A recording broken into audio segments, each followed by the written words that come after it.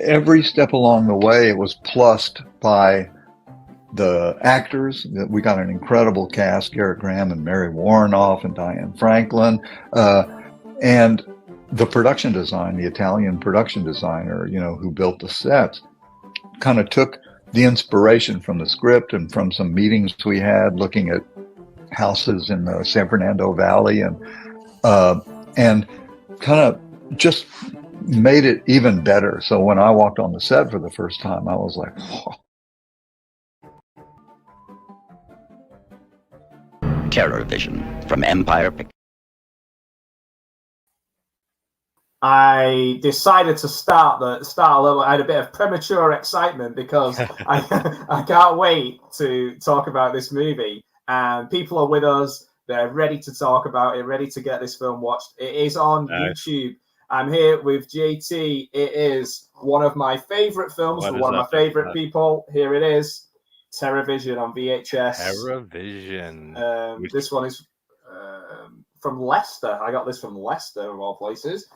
And in your honor, JT, and I don't normally drink, I'm not a fruity beer drinking kind of guy, but I feel like Terrorvision is a day glow, multicolored, crazy thing. So check out the color of my beer that I'm about to share with you. It should be bright red. Oh, it's not. Okay, it's not. I thought it still looks good. I'm not a big drinker, but I like my medicinal herbs. So we're all good. We're all having a party tonight. Well, this is quite medicinal. It's raspberry, strawberry, and coconut ripple beer. There you go. That's some combination.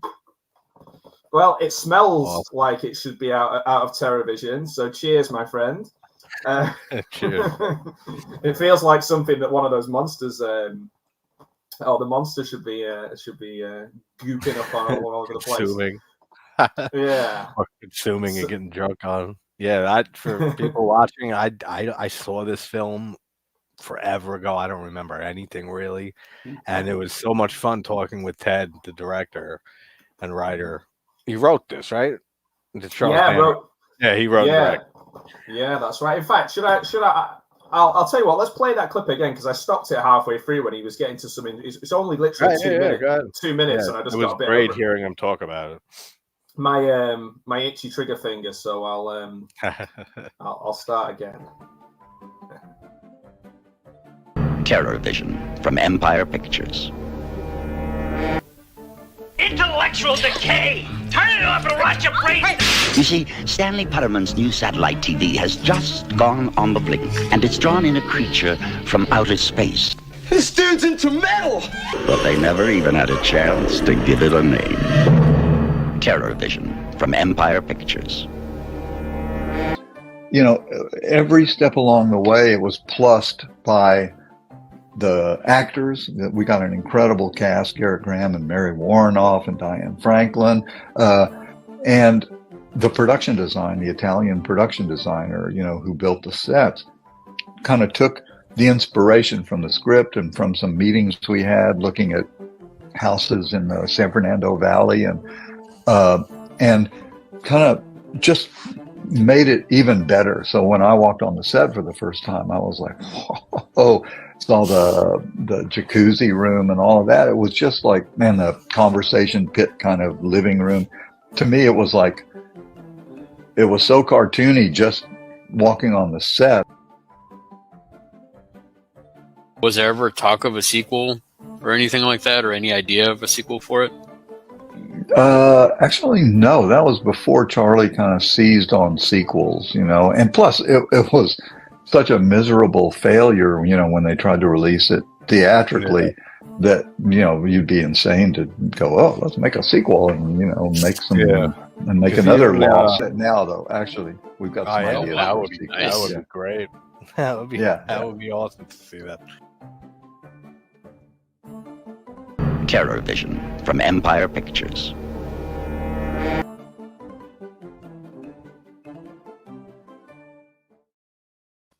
Yeah, that was great talking with him about it and hearing news of a sequel. That would be that would be so cool to see. I don't know how they'd make it look the way that it looked then. Yeah. A bit like I hope it doesn't kind of go the way of Hobgoblins 2 and be absolutely Yeah, unwatchable. But no, just a big up to yourself and to Larry, the Horror Cat Dad. I've put both of your channels on there because two of my favorite people, and just it was so cool to hear you talking about one of my favorite silly films. I first saw this film maybe only about maybe 10 years ago at a film festival, and I think I said to you, I bought it while the credits were rolling at the end. I was on my phone buying it straight away on VHS. So I was like, great. And then it arrived by the time I got home from the film festival. Hello, everyone watching. Thank you, people of Earth, for joining us. Yes, people of the interworld, internet world, interdimensional world. Yeah, remember when they used to call the internet the information superhighway? Yeah. Like the cable guy, that movie. I always think of that. Yeah, Sorry saying that. Oh, what a great film that is! I love that film. I love that's one of my favorite dark comedies. We need to watch that. We need to watch I'm down for that. Definitely. That would be very cool. So let's get this film started. There is I have put a link to it in my community page. It is available for free on YouTube. The channel is called The Memory Stick, which I think is a really cool channel name. So it just says Terrorvision 1986 full movie. It is 1 hour and 24 minutes and 6 seconds long, which for me is almost perfect. In terms of time, it's almost perfect. It is. It was in our video that we did when we counted down the best Empire and Full Moon pictures. So that's on your channel. The full version of that is on your channel. I've just been kind of doing a little bit of editing myself with some of that, just to kind of big up that, because it was such fun with Mr. Dan and Horror and yourself and Larry, Horror Cat Dad, and we just had a really great time. That was such a fun evening chatting about all things Charles Band, basically. Yeah, which I'm waiting to hear back still on him, on Charles, when he gets back from Italy. So hopefully, yes, I was just thinking that. Sir Charles. Hopefully I'll hear back, and because that'll be amazing having him to talk to. Oh yeah, and obviously Italy has a big link to this film as well, because this is the old Dino De Laurentiis studios. This is like the big, massive Italian films, and this was not long after Charles Band bought these studios. So that's why it looks like some sort of big swingers dungeon. So when we're watching this film, you're going to see that weirdness of the set. Oh yeah, like that's what I said before we went live. That I was doing and watching The Possession, Amityville 2. It's another De Laurentiis production. So it has that same. I just came from like a De Laurentiis film. I think that was like a co-production with the States and Mexico. It was bothering me when I was recording, and I looked it up afterwards. It was like United States and Mexico, even though the director's Italian, so it still ties into it. I feel like De Laurentiis is kind of the prototype Italian version of Charles Band. yeah, basically. I mean, he got a whole bunch of those international films distributed. Yeah, and obviously Charles Band's dad, was a kind of, I was going to say like guerrilla filmmaker, but not really guerrilla, just sort of like, I don't know, he definitely had the same sort of work ethic as Charles, let's put it that way. Oh, for sure, yeah. Albert, his name was, right? Albert. Yeah, that's right. Cranking them out, cranking those movies out. Oh yeah, I mean, look at Trauma films too with Kaufman. Yeah, and like the weird thing as well with Trauma is they're more of an acquired taste, I guess, than Full Moon.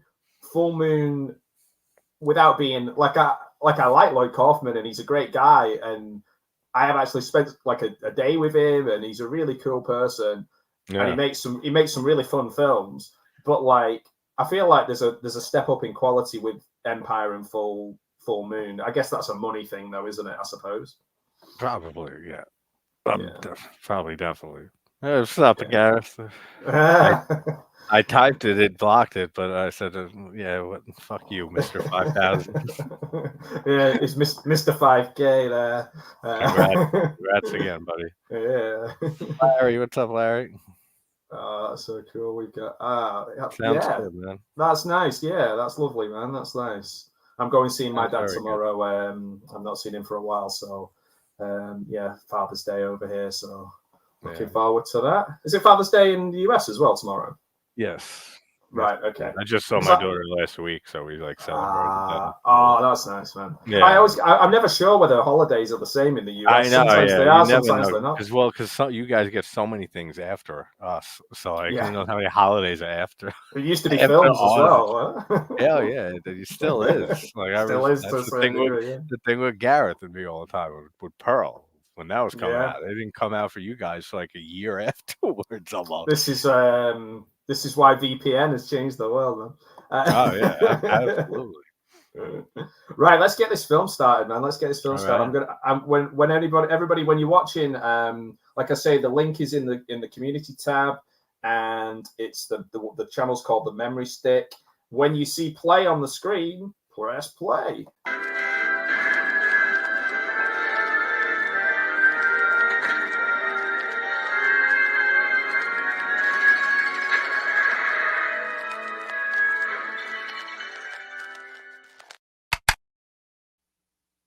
All right. MGM, I've got wow. It's not like I know. I love seeing that lion again. I want to do that, but with my dog, like through her head going through the thing. But I'm not arty enough to make a thing out of cardboard. Anyway, Empire International. Empire, yes. Legend. So this is really cool. This is a bit of a step up for me and you because I think some of the films we've watched recently, for example, what was the one with asbestos felt? I can't even remember the name of the film. The slasher. Yeah, one me neither. I just remember I just remember it being called Asbestos Felt. Yeah, I know that was the name. That was the standout of the whole movie. Yeah, I can't think of it for the life of me, actually. And then we had the Revelations, right? That was one. No, that was horrible. Yeah, this is definitely. I don't remember it, and I know it's going to be a step up, and that looks awesome already. Yeah, this is already better with special effects, as you can see. It's quality. You got that like 1950s, 60s hokey like mask on this dude. Yeah. And what I like about this is because it's I believe it's John Carl Buckler doing it, that you're gonna get some sloopy, gloopy, slimy creatures rather than you can and it makes sense too, because Ted said in the interview that he was when he was into horror and he was into sci-fi films from the 50s and 60s and stuff. So it absolutely, I think he even said you could see that like in this film. That's probably definitely an inspiration, the design and stuff of that spaceship and how that guy looks. Yeah, that makes total sense. Yes, it couldn't be more 80s from the moment the music exactly. It's like an 80s version. And this is so weird, too. Diane Franklin's in this, and she is in Amityville 2 Possession.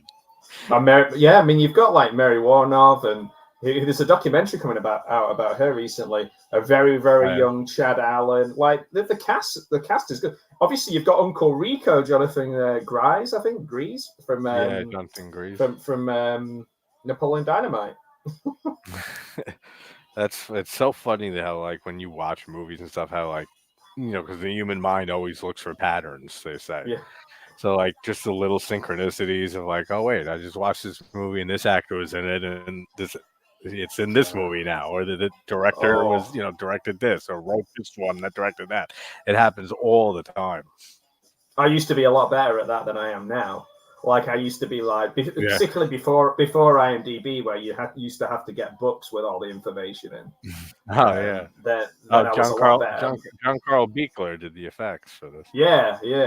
Is it Buechler? I've always said Buechler. I didn't realize Buechler. Right? Okay. It's Buechler. Because I'm like 99.9% sure on that. So I've never heard anyone say it other than I've read it loads because. He did Cellar Dweller. I think the only one he directed himself was Cellar Dweller, which I really love. I love that. That was one of my honorable mentions for the thing we did. Yeah, and he did Ghoulies 3. Ghoulies Go to College. What's up, Bat? The Bat in the House.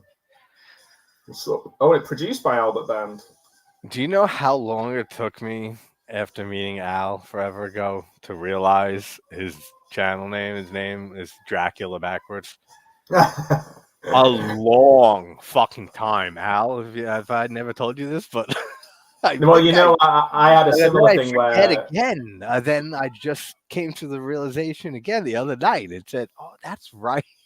Well, it's like They have them baptized and everything. I was so late to the party with that.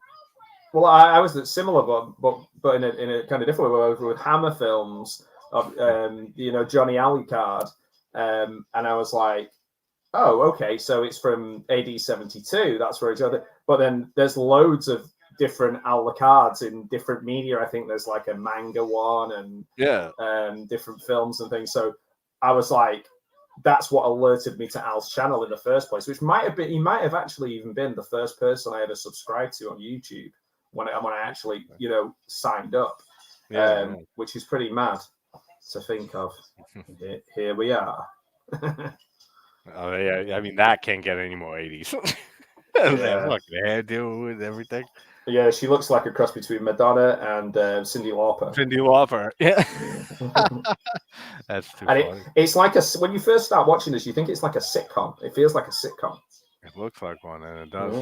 The grandpa comes in. It's so heightened and bright and crazy. I remember people just sat in silence for the first bit of this when I watched it and then everyone was just like rolling around laughing and really getting into it. Is that the same guy who's in The Dentist and plays the dentist in the two Dentist movies? A younger? That's Corbin Burnson. Yeah. Okay, yeah, that's right. He looked like him for a second. He does look like him though. He's good. And now he has a fatter face for sure. And the thing about this one, like Paul Franklin and Mary Warrenoff, they're in everything together. They're like in Shopping Mall together. Yeah, I know. You see that a lot too, just like pairs that are into. Yeah, they're not married. We talked about Barbara Crampton and Jeffrey Combs. The handful of movies they've been in together. Baron Corbin. No wrestling talk here. Gareth might hear us. I stopped watching wrestling when Rikishi, whatever his name, was sticking his ass in people's faces. Like, it's moved on. It's moved on a lot now. His sons are doing that now. So I can imagine. He's in fact, there's a massive event tonight in Scotland. Yeah. I won't do any spoilers in case anyone's going to watch it, but I'll put it this way: it was a bit of a shock to everybody in Scotland. The final results. I think the air has just been taken out of Scotland. They were all expecting a certain thing to happen that didn't. It's so cool to see like the massive outdoor satellite dishes in this. Oh yeah, this guy just pulls his gun on this kid. Yeah, look at that. And obviously the kid is like obsessed with his granddad. He thinks that like he's an absolute, you know, war hero, but he's like he's maybe lost the plot a little bit. That reminds me of that terrible slasher movie from the 90s, Uncle Sam. Do you know what? I've not seen that. I've not seen that. You're not missing anything. But okay. It's a good cover. It's a good cover. Yeah, it's a good cover. It's a good look at the killer, and there's not many 4th of July horror movies. So, like, the first year of the channel, 4th of July was, like, right there when I first started. I said, all right, let me pick something. And I know what you did last summer. I know it's another one, but I don't like that movie. Oh, is that a fun? Yeah, I was going to say, because I can only think of Born on the 4th of July, but that's not exactly a fun watch. Yeah, there's only a handful of them that are set on 4th of July. And Uncle Sam was the one I ended up watching and doing a video on early on. And it's worth a watch, but that's like exactly the son in that movie, except like his father or grandfather, something like that, like died in the war, but he looks at him like a war hero. And then he comes back to life. It's like this whole thing, but it's weird. But like the kills just are non-existent for the most part. And I won't buy it then. I won't buy it. I'll just watch it if it's free. Yeah, if it's free. As a slasher, like, and it's on Tubi, I'm pretty sure. Stay tuned. Stay tuned. Oh, okay. Sorry. No problem. Go ahead. No. I just got all excited because I saw somebody mention Stay tuned. No, I did see that at the cinema. I love films like this, and like I mentioned, Bad Channels as well, where it's lots of little like UHF, where there's lots of beaming in and out of little skits and little channel bits. But Stay Tuned, I love that. That's actually quite weird for a kids' film. Yeah. Hey man, good to see you. Two of your favorite guys. So you're obviously talking about Al and Gareth, yeah? No, of course they're not talking about them. What are you serious? No. Love you guys. Oh, it's great to see you, man. Al's a fan of Uncle Sam. He's a patriot. I love Uncle Sam. It's terrible. Yeah, exactly. Yeah, you can have fun with it for sure, which I'm sure I did. I don't remember that video. Hell, I told you. I forgot I even did a video on Dead Silence. I was going to do one. Connie's saying hi to everyone. Oh, that's nice. Yeah. Oh, what in God's name are you watching? Join us, Mike. Join us. Watch Terrorvision. It's amazing. Yeah, come on. I know. Mike mentioned. Well, I think last time we were watching something, he was just like, "What are you watching? What trash are you watching?" So you know, our judgment isn't always amazing, but yeah, Terrorvision and Gareth comes in to like premieres on Masterpieces and says, well, "This movie's terrible." Says the Tenebrae is a bad movie. Get the fuck out of here, you Brit! You crazy. Yeah, those fucking Brits. The fucking Brits. Yeah. I do like Terrorvision. Oh, cool, Connie, you're with us. And yeah, at the moment, I'm starting to remember like vaguely this. Now we're getting the TV's blowing up. Yeah, that looks cool. Going crazy. I mean, cool in like the context of this movie. It looks alright. Oh, that's a shame, Mate. I wanted to see that. I saw the TV glow. A lot of people were saying good things about it, but potentially shit from A24. Oh man, that's a shame. A24 has had a drop in quality of movies, yes. But I tried watching that Bodies, which I think is a that movie's fucking awful in my opinion. I got 15 minutes in. 15 minutes. Oh, that's around the time that I started worrying for my safety in life. I'm fun watching the rest, and then as it ended, I was like, "Oh, it's so bad." It was awful. That's why that wasn't even worthy of a video or anything. That's just there's a lot more. I put out a lot of reviews and shit, but that's nowhere near like how many movies I watch at night. Like most nights, there's movies though that I see that are not worth even telling a friend I saw, and like that it's that bad. Yeah, I couldn't get it through. There was nothing going for that film at all. Dracula 3D, is that the Argento 3D? Because I have seen that one with all the boobs. But Tenebrae, obviously, that is amazing. Yeah. Is that Dracula 3D is the Argento? Yeah. His I don't like that movie much. No, there's some stuff that's all right in there. There's just a lot of boobs in that. That's all I remember about that. Exactly. I mean, that's fun. Mix that with vampires. You got like every vampire TV show ever exists. Tenebrae is actually brilliant. Tenebrae is in my like top 10 movies of all time.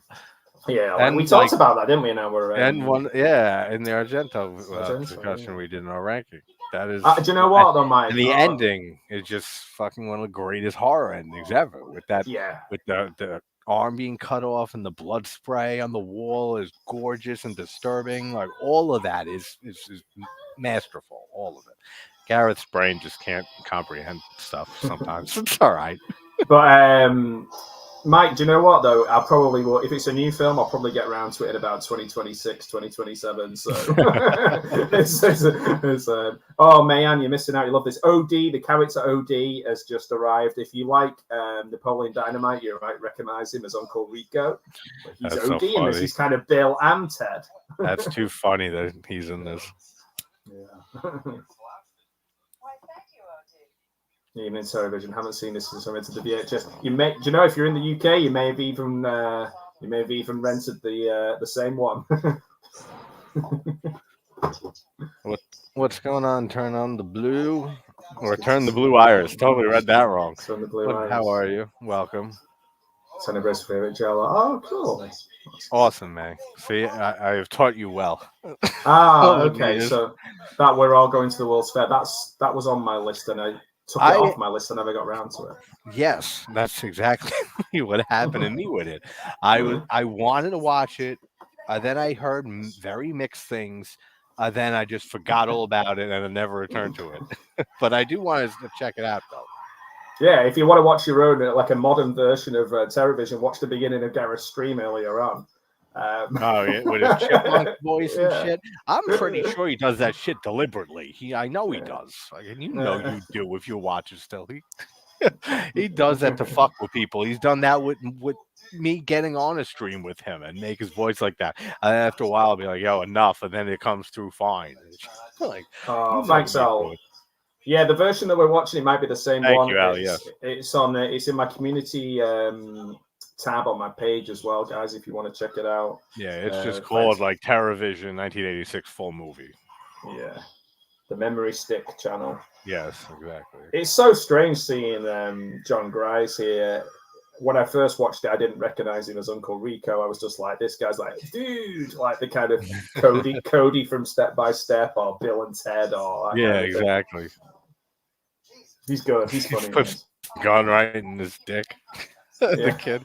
That's funny. And then obviously this is where the parents get into swinging, and they've got he's got the massive medallion on that goes right down to his belly, which is just amazing.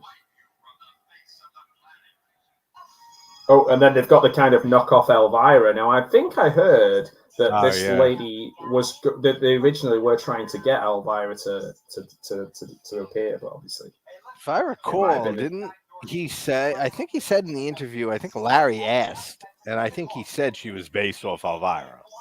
Yeah. When they were discussing this, I think he definitely had Elvira in mind. I think they were around this time. Elvira was massive compared to this film, so it wouldn't have made sense for her to be in it. Definitely, I think he said it was intended.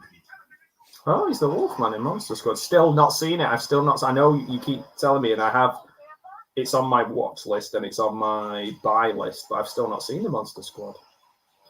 I know. Slap my hand. Deep Red, yeah. I think mine's probably you'll know from the video if you watch the ATMI video on it.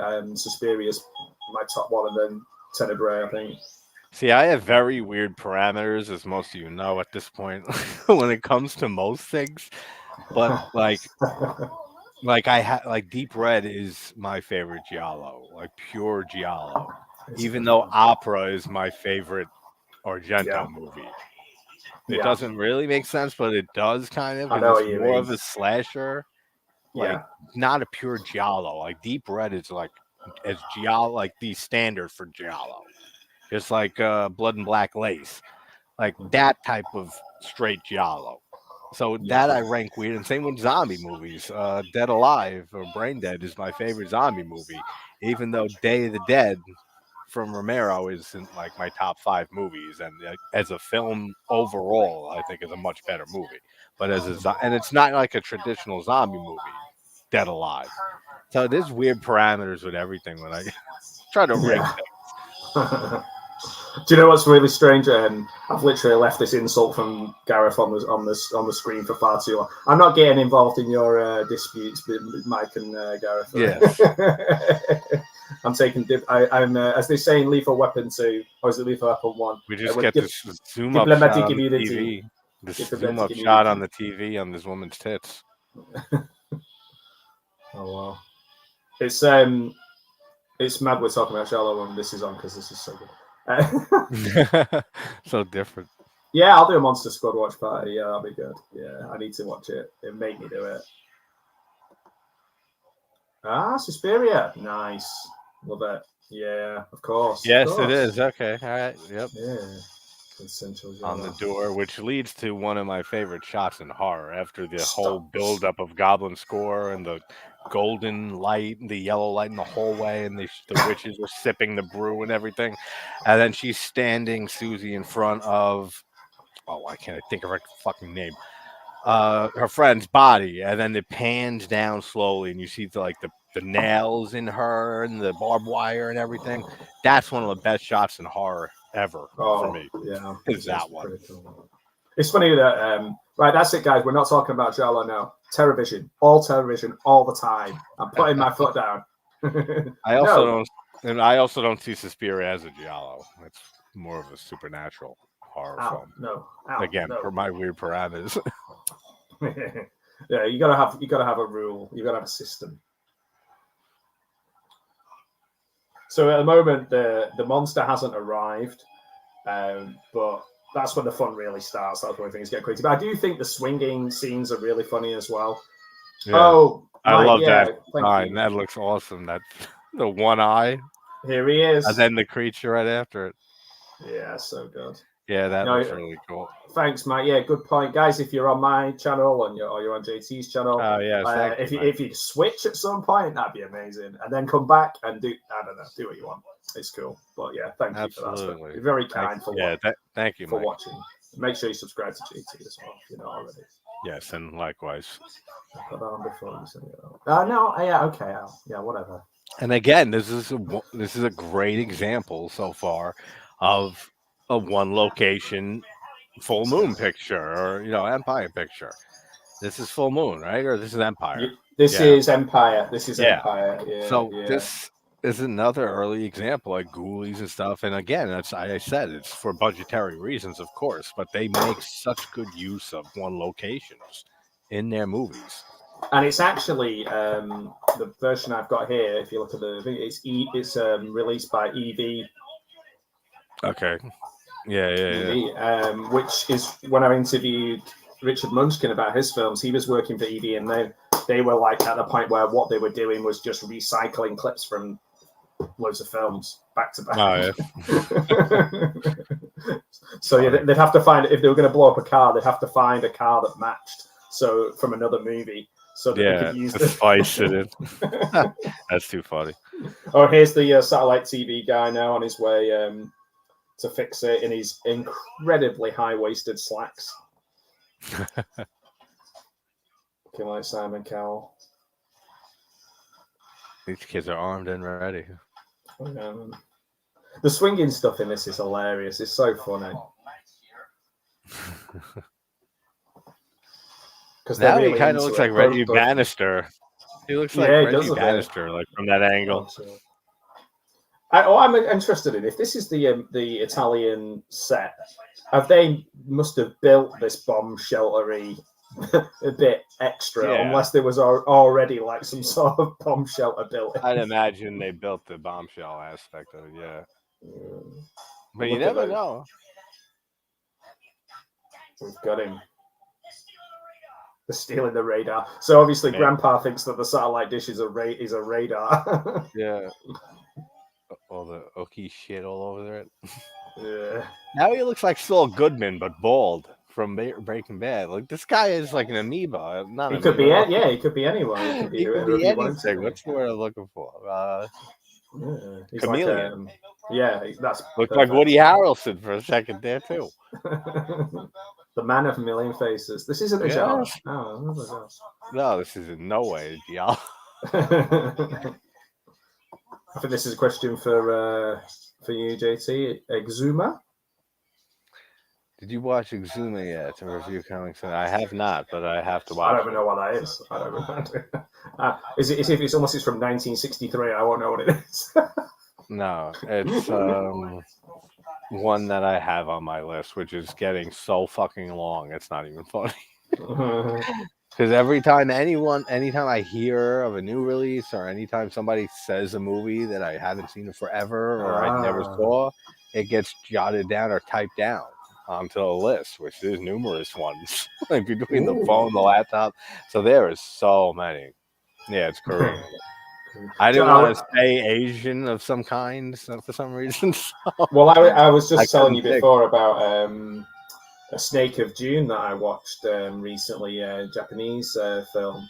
It's just kind of, it's all kind of in a blue haze. The whole film's like in a blue kind of filter. It's not necessarily a horror, but it's got some like dread in it. Essentially, it's this Japanese lady, and she works for like a mental health hotline. And somebody has got some compromising pictures of her, and they make her do things to their will, and it's pretty wild film. A Snake of June. I recommend people check that one out. That's gonna go on my list too now. Like, one that I'm definitely doing like soon, like this week, is Pulse. Oh, okay. Or Cairo. That's where I hate doing Japanese reviews because I can never get any of the names right. So I always just like that in put up a general. list of their names and say a bunch of Japanese fuckers, and Yeah. and they almost always do a phenomenal job. So it's like it's no criticism. I But know. I pronounce their names. I get everybody's name mixed up anyway. So Yeah, English name, like regular names, Yeah, let it's like alone Japanese. Bob Smith, you know. Yeah. I think if maybe Goblin would have done the score rather than like a load of 80s rock.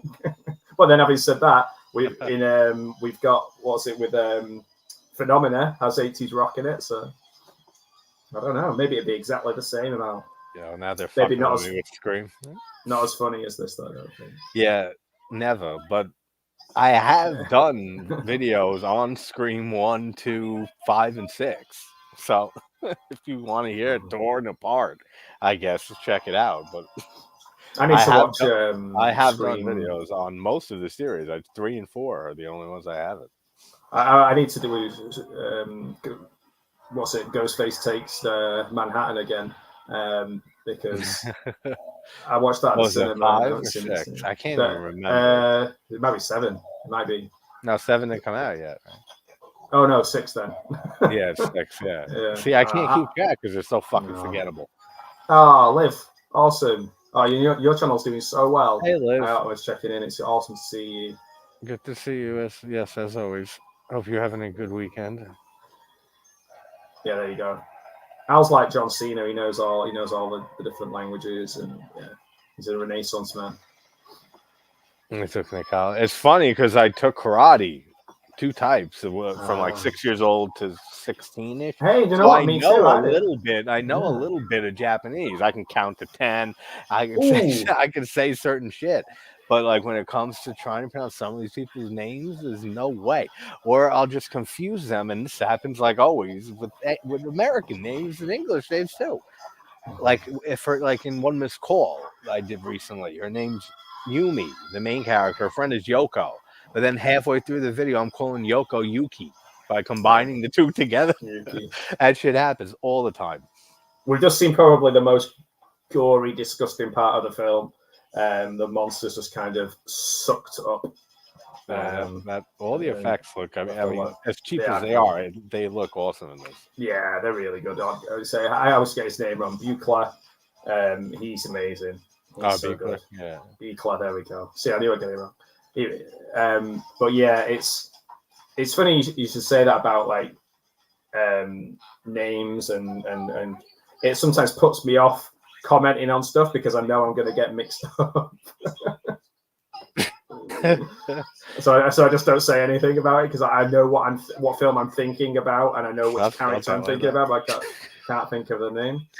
But yeah, so I just say nothing. Oh, that's cool. See everyone saying hi. Yeah. That's funny with the that's cool with the little claw coming up to this kid. Yeah. So John Cena needs to shave his hair, I think. Now he's at that point. Ooh, I don't know what that means. I don't know. That's someone started 1, 2, 3, 4, whatever in Japanese. Al did. So I started 5 to 10, but that's not how it's spelled to like any of the words. It's just phonetically. Well, what I was going to say was I did karate as well. Definitely not Jew. I remember doing it was Shatokan karate. I don't know if you remember that Shatokan. And I had to learn all the different katas and all that kind of stuff. Wait, Shotokan? Yeah, I took Shotokan too. I have a black belt. Oh, no way. And I went over and like started doing judo, and to be honest, all of the things I remember nothing, like absolutely nothing. Like my mind has just gone.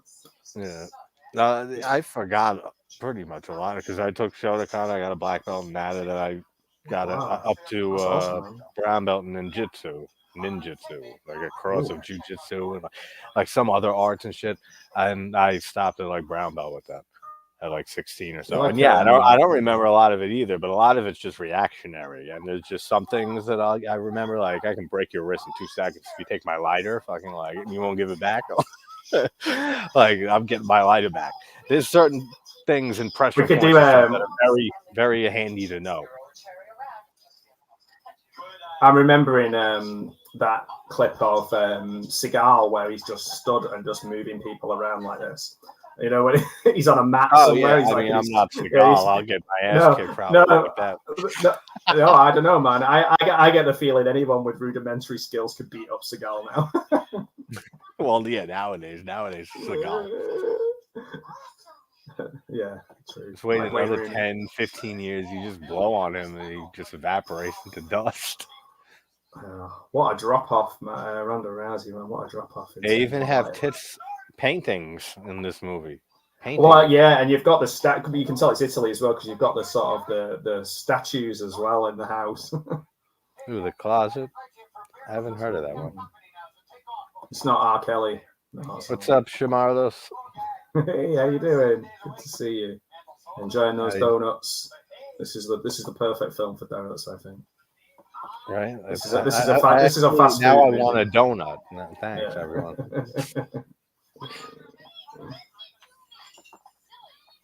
So the kid's being taken to bed for, but he's being told off, but they're not taking the gun off him. No, they're not. Of course not. I didn't think so. I didn't think it would be, man, to be honest. 8.5 tits. No, I said there's paintings of tits in the background of this movie. Isn't that Fellini? Isn't that Fellini film? 8.5. Like you didn't have enough. Like you show it in the movie, and then you just had to throw just more tits. So you put paintings of tits in the background. That's Italy. That's Italy. Great tactic. Great. I do not recommend this. That oh, you don't? No, it's horrible. But the mango one that I had the other day is really nice. It's probably the fucking coconut, dude. I hate coconut. I would never at gunpoint eat coconut. That's quite the taste of it. I guess you've never had a Bounty bar then. No, never. Did they have Bounty in the US? Yeah. Yeah. Never had it. There's a few candies in it, like Babe Ruth. I've never had a Babe Ruth. Do you know what? I think I have. I went to there's like loads of American candy stores, particularly in the south of England. They use them to kind of fence other items. So you go in and on the front there's all like Baby Ruth and all that kind of stuff, and then behind the scenes they're like doing human trafficking and stuff. It's pretty weird. Yeah, May put the weed in the coconut and lighten it with the lime in the coconut. That's such a great song. What a great song to end Reservoir Dogs with. You'll be doing that one later on. That'll be next one. Oh, there's a cover of that already in the playlist. Oh, can't be. I think I was with my uncle upstate like a year and a half ago, and we were drunk as shit, and we just recorded a bunch of videos because it was John Lennon's birthday, and we did a bunch of Beatles stuff, and then I did like some random other shit, and that was one of them. Oh wow. Mike would remember that probably. Is that a thing, Mike, in Liverpool and these American candy stores? American candy stores are money laundering operations like Turkish barbers. That's too. So funny. This is one of my favorite bits of the film where they bring the two swingers over, and the Italian guy who's like, "Hey, how you doing?" And the guy just wants to show his tech and wants to like show all of his kind of the sound system and the jacuzzi. Yeah. He's more interested. He just wants to kind of make these guys like him by showing him all his cool stuff, which is a very like little boy kind of thing to do. He's more interested in that than the sex, It's funny. And all the performances are fun and good. Yeah, that's what I thought. I think they shut some of them down, Mike. I think I saw that in the paper. There's one that used to be like a HMV, and it suddenly became a chocolate, like a candy shop, and then, the most recent horror movie. I love the fucking creature again, with the eye twirling around. All of that looks great. So gooey. But the latest thing new that I saw was The Watchers, M. Night Shyamalan's daughter's movie. Yeah. I got confused because I thought that was the one with Josh Hartnett in, but that's the dad. Yeah, that's M. Night's movie that he's directing that's coming out. Now that trailer, I have problems with that trailer because it pretty much ruins the film. That's why I don't watch trailers, man. Yeah, I stopped. I don't usually watch them, and I don't know why it must have just popped up, and I thought, oh, that's Josh. That's Josh the Hart, rare and, occasion that I'll watch them, especially if it's a movie I don't give a shit about at all. Yeah. Like that's why I watched the Exorcist Believer trailer, and it was right after giving into the excitement I couldn't contain to watch the Saw 10 trailer because I love Saw so much. So that's like a rare situation where I'll break that rule and watch the trailer. And then Exorcist Believer came on afterwards. I said, I don't care about this. I'll watch the trailer of that. But yeah, I think I've done like 3 trailer reactions ever. Look at this amazing parenting here. They want to go swinging, so they put the kid in the bomb shelter, locked him in with his grandfather. Where I'm sure there's no like ventilation. Put a padlock on it, and then they're going off to go and have sex in a jacuzzi. I guarantee you, there's no ventilation that they built for the set. Yeah, don't watch. If you've not seen the trailer, I would recommend not watching it because it looks really good up until there's a massive reveal in the trailer. Yeah, Shyamalan's daughter. She'll make a great movie one day, but that one, her first one, it's good for a directorial debut. But I definitely had issues with it. I want to see in a violent nature. Everyone keeps talking about the Me too. That's one I am interested in. Yes, I really want to see that. And I heard some of the kills are like unreal. And one in particular. I can't find it yet. Yeah, I can't find it yet. No, me neither. This kid has spent more time wandering around with this with your gun right now. With a gun, yeah. If he was to really shoot that gun, I reckon the power of it would send him flying backwards. Oh, this kid would snap his neck on the table, like going backwards. Yeah, and it would be hilarious to me. Yeah. It would kind of derail the plot, I guess. So. Yeah. Can't always get what you want. Oh, lizards. Or geckos? Yeah, geckos. So yeah, they've got the adult entertainment films on, and then he's more interested in not that they're watching the adult entertainment and getting all hot and bothered, but just that like he's just showing off that he can make that appear on screen and turn the lights down. Look at the paintings. There's like Kama Sutra paintings and shit. These are original. These have got nothing to do like with the film. These were already in situ before they. Right. I heard this in Charles Band's audio. Yeah, that's funny. So it's like, where's your kid? Where's Sherman? Oh, he's in with Dad. Yeah, I just locked him in. Yeah, with a fucking big ass chain and a padlock. I just love the big open shirt, the big collar, the big medallions on. What a time.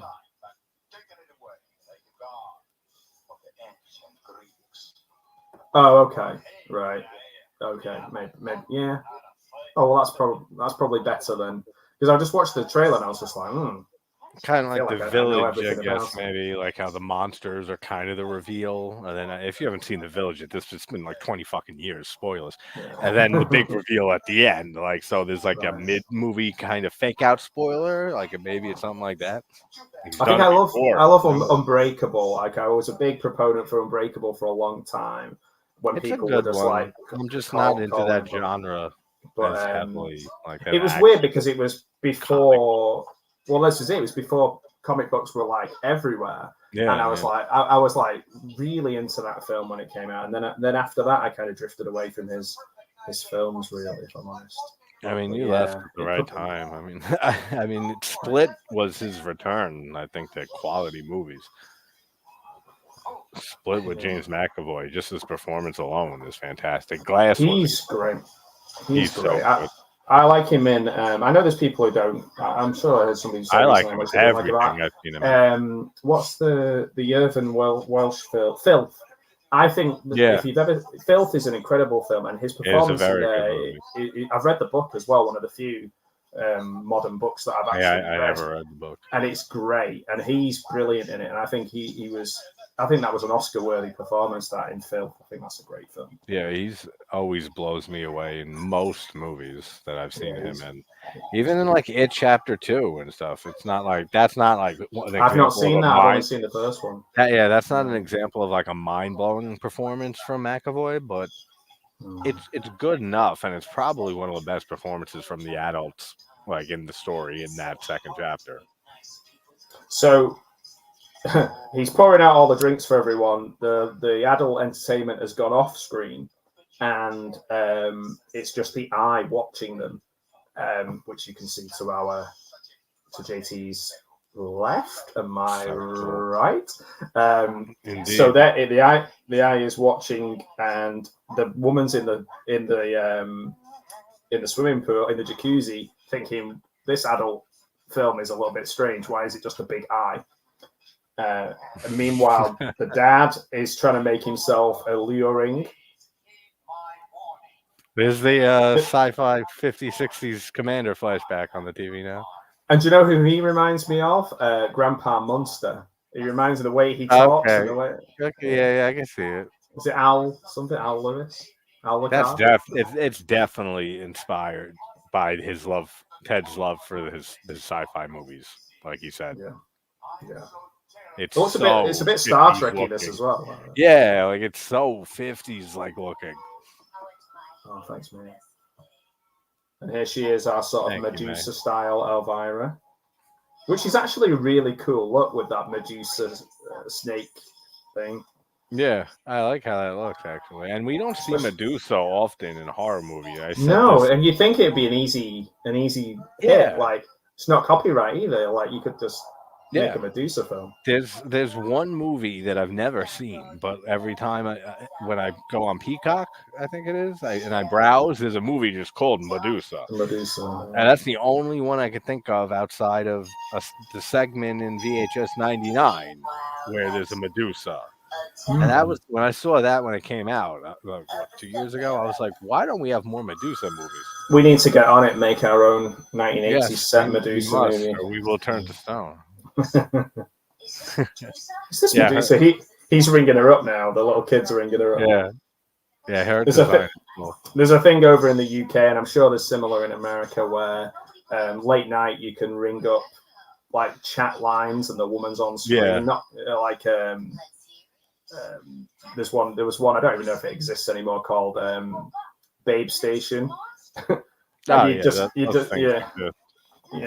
get this kind of like really strange men ringing up and like paying like $8 a minute, you know. Yeah, exactly. And you get to talk to some fucking prostitute. Like, it's like this kid is like is trying his luck with Medusa. I'm sure we had it here in America like a decade before we got to you guys. Oh, I'm sure. Well, but you also had the sort of the I'll tell your fortune people you can ring up as well, you know, like the fake psychics and all that bullshit.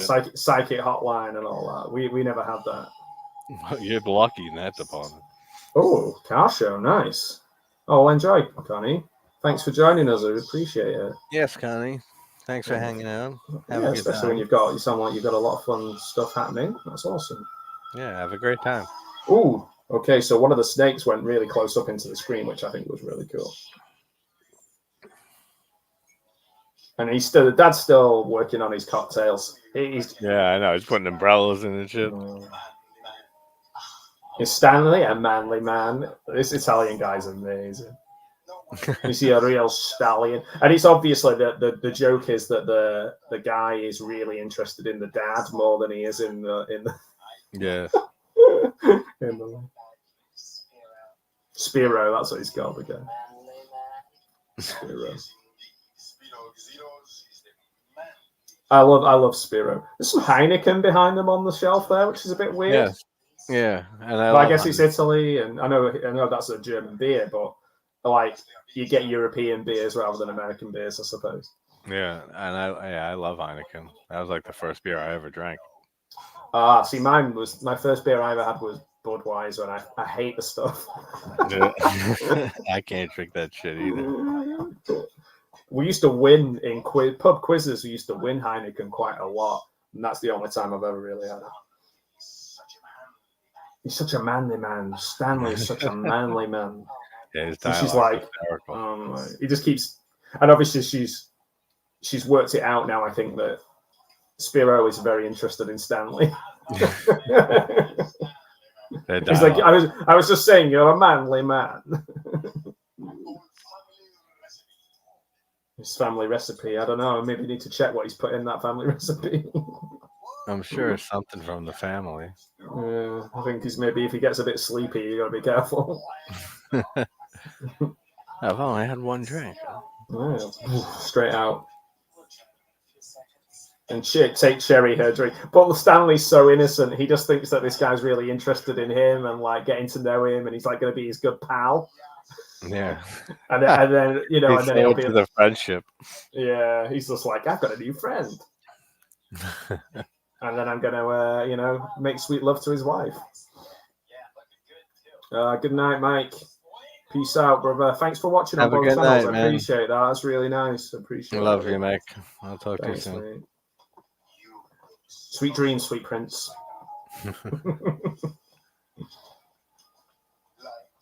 I'm doing my Spiro. I love the ambiance of this bath she's in, this jacuzzi. Oh yeah, the pink tie, and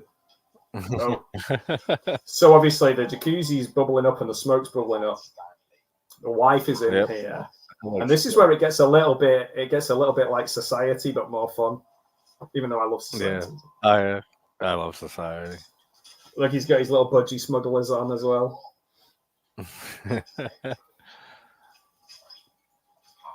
What are they called? Those particular type of swimming trunks? Body horror. The bathing suits, right? Yeah, the Speedos. Like a Speedo almost. Yeah. Speedos were a big thing. Oh, he goes, maybe the sex lubricant. All the goo from the monsters in the thing, and he goes, maybe a sex lubricant. Fucking disgusting. And he gets him excited. He's like, yeah. Oh, he's into it fully. Yeah. How about a quickie? But this is his wife. Like, he's missed the point. He's missed the point of swinging. Yeah, I know. He's supposed to go the other way. He's more interested in the husband, and now he's like, well, he's not here, so my wife. Just a little. Whoop. Yeah, it's not going to go the way he thinks. Got some weird ass shit. That looks cool. Yeah. With the teeth on both sides coming on him. It's great. She's just let him know, so he just worked out now that Spiro is more interested in him. he's gonna go and tell him the facts of life. He just. Well, Spiro's unfortunately not here anymore. And the subtitles keep calling him Sparrow. Does it? I hate when that happens, but I always get distracted by it. I was like, because I usually have subtitles on all the time for like some reason, and every time that they say something that's not correct and it's not what they're saying, it distracts me, and then I get fixated on it. Someone's made some sticky poo, and he goes, "What's he done to the jacuzzi? Not the jacuzzi, the jacuzzi. The jacuzzi. I like their style. Yeah. Sex pond. The sex people win. That looks awesome. Hey, Patrick. I got to see you. Hey, what's up, Pat? I can't wait to see there's two things coming up on Patrick's show I'm really excited about. Jeff is on there, 101 Bronson, and also you're going to be talking to the new owners of Anchor Bay, I think. Yeah. That's awesome, Pat. Which is really cool. I'm really Pat's always got great stuff going on over there. He's got the connections. For sure. He's got the connection in the jacuzzi. In the jacuzzi. That's so funny how they call it that. Yeah. So the kid is basically trying to ring up anybody and get help. And no one's helping him. They just think it's totally I can definitely see another thing that Ted brought up in the interview, or one of us brought it up. He brought it up, and then I talked in on it. Invaders from Mars from 1953, 54, whatever. And he said that was definitely an influence on this movie, and that he wanted it to feel like a kid, like in that position, that only he knows fully what's going on, and that like everyone else doesn't believe him. Oh, yeah, I can see that. Look at that awesome, I can awesome. definitely see it now, like watching it. some great cars in this. Spiro's Porsche is amazing, but look at like OD's Mustang now. It's like, whoa, that's a kick-ass Mustang. That's some fun job, paint job on it. I know. And then you've got like the Griswold's car there at the side. I love OD in this. He's great. He loves heavy metal.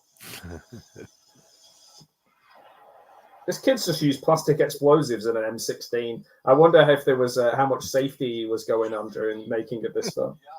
Yeah, I'm sure he probably just actually twisted some explosive, and they hoped for the best. Yeah, it'd be real stuff. And they said, "Don't worry, he's a twin." JT has the stroke in the interview game. Yeah, you got the director of this film, man. He's got all the Jasons. I'm getting a little pull. You got the juice now, Q. Cyndi Lauper's back on the screen. She's great. I might do my hair like that. Try it out. I'd like to see that. Why not? Do what I want. Yeah, why not? Why not? That's pretty much what I say to everything. I think 45 is a good age to start dressing like a 80s woman. All right, so I got 9 years till I got to worry about that decision. Oh, don't even go there. I don't think I could rock this Cyndi Lauper look though. Oh man, don't be so hard on yourself. Yeah, all right. Next video, I'm gonna be dressed up just like it. Listen, girls just want to have fun, man. That's it. Yeah. They do. They even wrote a song about that. Was it Goonies R, whoever it was? I just remember the R. She's got the puffy skirt on as well. Oh, that's right. I just got emailed. I have a friend, Dan from Flesh Wound Features. A lot of people know him. He's awesome. He emails me a ton of movies, like all the time. But some of them are like a month after it came out and I saw it already. But Coffee Table, he just emailed me like a week and a half ago. And I know, Pat, you've been talking about that film. And so you're waiting for it. I just thought you meant Coffee That's Tables in general. No, yeah, it's a movie. I definitely want to check that out. We got Night Owl in the house. How buddy? Donnie, how you doing? You're gonna look great in like what? Thanks, man. That's what I need. I need that positive reinforcement. Thank you. I need that. I needed that boost. Oh, right. It's good to. I can't tell you how happy I am to see Don's name pop up on there. Legend. Nah, Don is awesome. Hey, Joseph. The weekend. Joe, what's up, Joe? One of JT's regular supporters. That's cool. Yep, how you doing? Rock and Wrestle Connection. Oh, okay. Oh, you're gonna interview the director? Awesome. Yeah, I gotta watch that soon. So we're getting towards the the final act now, where things are going to go a bit, well, even more crazy than they've already gone. Oh man, that's good. I've been watching. As I imagined. I didn't see. Oh, nice, Joe. Well, that's cool. That's that's very Brian Yuzna right there. Yeah, I was just going to say, this reminds me of very Yuzna. Especially when, obviously, I don't want to ruin the surprise for people who are watching. Society, when he walks into the room. Yeah, the goo, everyone's in it. And all four of them lined up in a kind of wholesome yet disgusting way is very Society. Like they're connected in a way, but like not. Like it's very strange, but it looks awesome. Just taking care of business. Plus, how just surreal it feels too, which is the whole film. The whole film's like that. The whole film's tripping. Oh, I have no idea where the fuck I am or what's happening, but it's just fun. Just go, it's the ride, man. Straight back to an alien, begging them for help, begging them, and no one's listening. Please. OD's just like rocking out, watching it. Like, I love OD. OD might be my favorite character in the whole film. No, he's definitely entertaining. This kid is hilarious too. The kid's good, man. Like, didn't he? He's the kid from. He went to be on. Was it Lonesome Dove or something like that? And maybe he's not the kid from my. He's not the kid from My Two Dads, is he? No, I don't think he is. I have no idea. I forgot I'm an old dude. I just got 9 years, like I said, until I got to worry about Cindy Lauper here. Yeah, it'll be all right, man. Like, yeah. Well, I just love all There's the this sort of. laser Here again. comes the monster. It's here. It's here. That looks so cool. And you can see I just put him in. I put him on our. I put him on our screen. If I take the banner off, if I take the ticker off, there he is. Just popping his head in at the bottom of our screen. He looks so good in this. They did such a great job with the design, Cool. especially given the budget. Yeah, I love it. I love the colors in this. It's so bright. Yeah. I've been watching Land of the Lost. This is not unlike a kind of time travel kind of thing, I guess. I love that he's doing the like. I'm going to protect her by doing the heavy metal. Cross my wrists. I love the other appendage with the one eye. That's such a great idea for a creature design.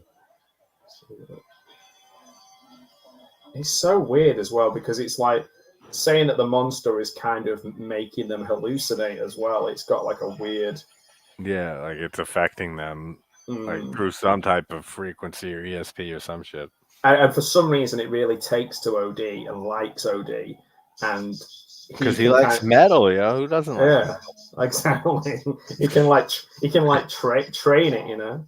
Now it kind of does look like his dick has an eyeball. Like well, the other monster, like the big monster, just acts and behaves like a big dog. It's just basically like an out of control puppy. Except he's eating people, you know. They're like being very casually and like casual and calm about what they're seeing right now. Yeah, like I would have been right the fuck out of that house so fast. Yeah, but JT, you have to remember, we've met their parents. Like their parents are not normal. That is true. The genes probably just are tainted a bit. I used to not like really, watching. Joe. I'm not really a sports guy. Scottie Pippen era. I was watching him. The tail looks awesome there, flopping up and down. That looks cool. I watch football every now and then, and like American like throwing the ball. American football. That's like it. I've never been a soccer guy. I just gravitated to music and movies and shit. I'm a football guy, but like real football. Real football. I'm a big fan of original like series Star Trek. I used to be very much. I've never been a Star Trek fan. I was when I was a kid. I was really into like era stuff and the first and like I'm not a Wrath of Khan sci-fi guy. I love Wrath of Khan. I don't think I've ever even seen it. I don't think I've seen more than like 2-3 episodes of Star Trek. And when I was young, and I just had no like desire for it at all. But I'm not a big sci-fi guy. But I do love Star Wars, the original trilogy. Well, I was a count, Star Wars guy instead of. Oh yeah, this is like sci-fi. This is very original, and this is very like out there and original, and that's the type of sci-fi I love. Me too, like to be the more Event Horizon, right, like The Fifth Element. I always bring up like that movie. Like I fucking love that film, just for how creative it is. Like the more out there it is, as long as it's not like pretentiously stupid out there, then it works more for me. Then it's just like Valerian. Spaceships and Valerian space. lost me, but I wasn't really into that. But I love Event Horizon is a great film. That is a great movie. But I would recommend if you're going to watch any of them, just watch in isolation. Watch Star Trek II: The Wrath of Khan, because that is a great film. It has a few horror elements in it as well. There's some bits in it that really scared me when I was a kid. Yeah, I've heard from people over the years it's very good. That is the favorite of a lot of Star Trek fanatics. Hey, Jamie, nice to see you. Hey, great Jamie. to see you. More than nice, great. This guy's had the shit fly at them, and he just eats it. He eats the food. That's funny. Yeah, this is where it becomes really like a big puppy. They're like training it. Yeah, with a big dick with with an eyeball in it. Well, you know what dogs get like when they get excited. They'll red rocket and all that kind of stuff. This is one of OD's songs. We get to hear one of OD's original compositions. Oh, this song is getting like Slumber Party Massacre 2 levels. I want to hear your version of OD's song. I want you to. Yeah. That's a request. That's an official request. All right. OD, the theme from OD. The theme from OD. OD's song. He's so into it. The monster's not a fan. Hey, it's only like 20 seconds, so that's not bad. Yeah, that's all I'm asking for. Do it twice. I can do that. I'm looking forward to. In a way, I am looking forward to Stranger Things, just to kind of see the end, just to see it finish. I want to see there's parts of it I really enjoyed. I really want to see it end finally. I mean, I like the show, but I'm not like a big fan of it. Like I still have to finish season 4. Some of it's great, I think. Like, oh yeah, the first season and second season I think were really good. And then they kind of went downhill from there. It's like most things that are successful, isn't it? Where they make them almost make them do more, which counts against them in a way. When it's like I'm a fan of The Mandalorian, and I'm just about getting through the latest series because, to be honest, for me, they could have finished after the first one, but it was so successful that they couldn't. And it's like, I mean, that happens all the time, like you said. Yeah, it's a shame in a way, but then equally, if I like something, I will give it a shot. But like in Britain, we tend to do like, say, Fawlty Towers or The Office. We just stop when at the peak. And you guys do that often with TV shows. That you certainly with comedy, short seasons, and so like The Office for you guys was 2 seasons. The Office over here was 9. Yeah, it's crazy. I've never watched the American one. I love the British one. It's so good. I love The Office. I've seen clips. I like season 6, 7, and then Steve Carell left. But then you had James Spader on there for a bit. He was hysterical and such a great actor. It's good most of the way through, actually. It just loses a lot from losing Steve Carell, like in the 7th season. Yeah, that's what I heard. But I mean, look at The Simpsons. That's a movie that should have died a long fucking time ago, and it's still going on. Still going. So the monsters quite likes Medusa. This is a bit of a weird plot twist. Who would not? It's so funny that what OD's wearing like a wasp shirt. But like the girlfriend is kind of almost like a bit of a heavy metal tourist. She's just got like a skull and crossbones, like or like she's more like punk. Yeah, it's like a pirate. I love that makeup though, that rainbow blush. You gotta love great. that. She looks like she's in Gem and the Holograms. Oh, you probably won't. Yeah, that's my showing my age again.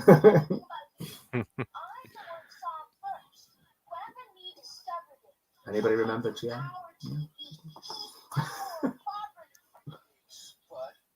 Hey, Spud. All of his dialogue is hilarious too. Dude. How he says dude. Watch it. Dude. Even the way she articulates everything she says, like over articulates it. Yeah, they're like, she's trying to get the young lingo in there, isn't she? Like, don't be such a drag, man. Yeah. Don't have a cow, dude. Yeah, that's too funny. Yes, of course. You interviewed Diane Franklin. I remember now, Jamie. You saying that's so cool. Yeah, Jamie, that's funny because I was gonna mention that I recorded this morning Amityville 2 Possession podcast episode. Will be out tonight, and Diane Franklin's in that, and I mentioned her. And then I was gonna say, I'm pretty sure Jamie interviewed her. Yeah, I remember us talking about it. Then I wasn't sure, so I edited that out. Well, we might have been talking about this movie. I think I think it's all come full circle. Yeah, I think it was. Yes, that makes a lot of sense. I remember that. I remember you saying, yeah. Yeah, that's right. That's it. Yeah, awesome. There's a documentary about Mary Warrenoff coming out, which looks really cool. She's not got a massive part in this. I don't know where the mum and dad are at the moment. Yeah, parents are never there in movies like this. Especially when shit really hits the fan. Well, it's all going to go downhill if we're relying on OD to have the plan of action. Oh, yeah. What's the matter, dude? Thanks, dude. Bro. He's got like a shoelace tied into his. Take care, Joe. Have a good night, too. Oh, here she is. She's coming out of like a coffin. I love that, like, in this era of films, like, anybody creative in the film industry is, like, really camp and really, like, oh, hi, guys, are, like, waving their hands around and, like, very flamboyant. Oh, yeah. Anybody creative.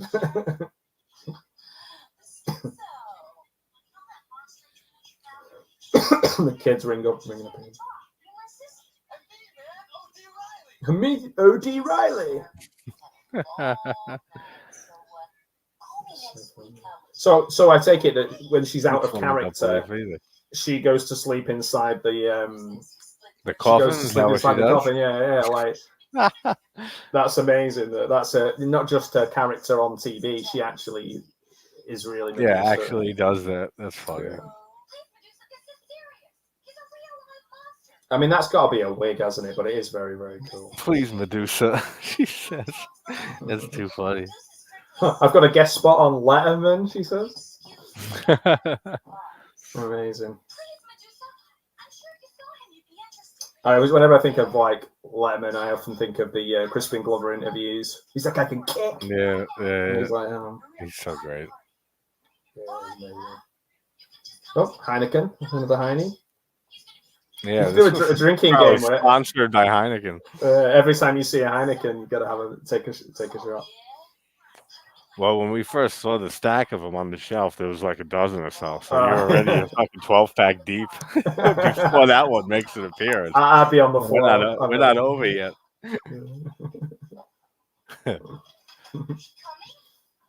Oh, I don't think I can finish this. I've still got like half of my fruity beer. It's very. It tastes like that jacuzzi probably tastes like. Oh yeah, probably. Yeah. That's disgusting. I'm sorry that you had to buy that. Well, what it was since we moved here, like there's lots of local beers, and my wife got into buying like different ones for me and surprising me. And I was like, oh, I'm not sure about this, and she got me a mango one, and it was amazing. Yeah, so you said, I'm telling you, it's the coconut. Yeah, this one's like 6%. But yeah, you're right. It's the coconut that makes it. It's also very, very, very sweet. But it's a sour beer. With the mango, the sourness and the sweetness go together quite well. It's almost like sweet and sour. But, it's always the coconut. Yeah. That's why I don't trust. If someone's name was ever coconut, I'd run the hell away from them. She just called the monster a butthole. I love the way that they make it move. Yeah, and puppeted this. I've never had Pabst Blue Ribbon, but I have had Heineken. But, Pabst Blue Ribbon. That's like the typical go-to white trash beer. Like when you want to make a joke about white trash people. I've had American ones. What like Coors Light, maybe. But that's on South. That's on South Park. There's an episode where it's I'm white trash and I'm in trouble. It's a show that they watch on TV, and Kenny's house gets raided after they drink Pabst Blue Ribbon, and they get drunk, and the parents are beating the shit out of each other. I should have got that.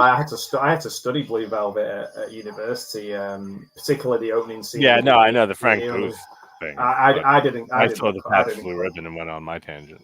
Yeah, I didn't even click. Like I say. The way I connect to things is not as quick as it used to be. Yeah, Jamie, we still have to figure out our my brain when we're gonna do Fire Walk with Me, so that'll kick off my desire to talk more Lynch. Oh, so it's a bit like Alien with the monsters. Yeah, it's like the face hugger, and that looks awesome too with the green shit pouring out. It's great. obviously, it's not as much of a fan of Odie as its big brother. No, it is not. Shoot So that no shit more OD. immediately. Are you fucking kidding me? Why aren't they shooting this thing now? This guy is he looks like Proctor from Police Academy. You see Move some it, move shit, it. alien type shit like this, you start firing immediately. If this is the Dino De Laurentiis set and it had all the statues and stuff already, I reckon they just shot them all to shit during this film. I'm sure they absolutely did. Just blew them all up. Oh, he's behind you. The killer is behind you.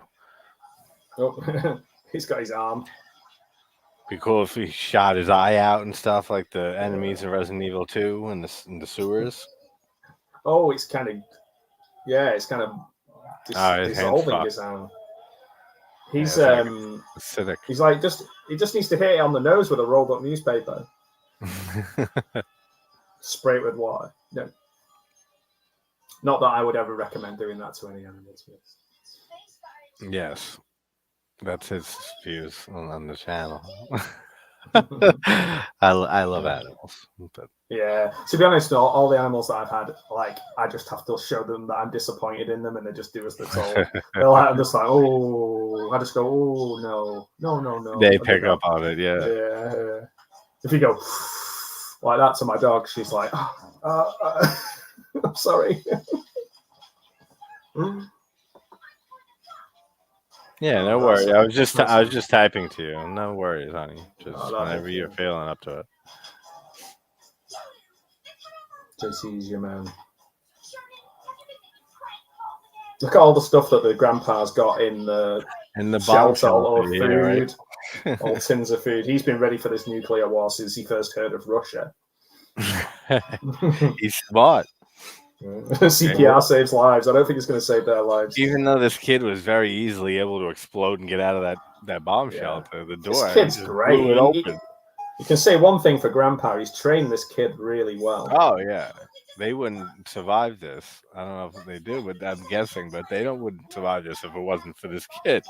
Yeah, and the kid and his sister are actually survive a lot longer than they usually do in films like this. There's usually like a square-jawed hero, isn't there? And in this, I like it. There's the kid and the sister. You know what this reminds me of? Like, not a lot, and nowhere near the level of bad. But Troll 2. Yeah, because the sister. But like a much better movie in every way imaginable. But still in that type of vein, because it focuses on the boy and stuff, and then you got the sister and fighting against some slimy shit, just like when they turn the humans into plants in that movie. Yeah. Well, that's Italian. That's got an Italian. Claudio Fragasso did that movie. Yeah. I think I love Troll 2. I can watch that movie. I did a video on that. It's so much fun. And have a lot of fun with it. Yeah, there's some great stuff in that movie.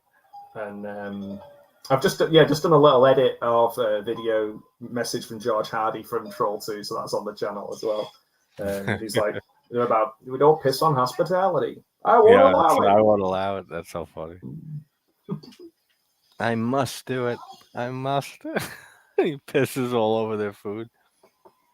I'll go to your hunting. That sounds cool.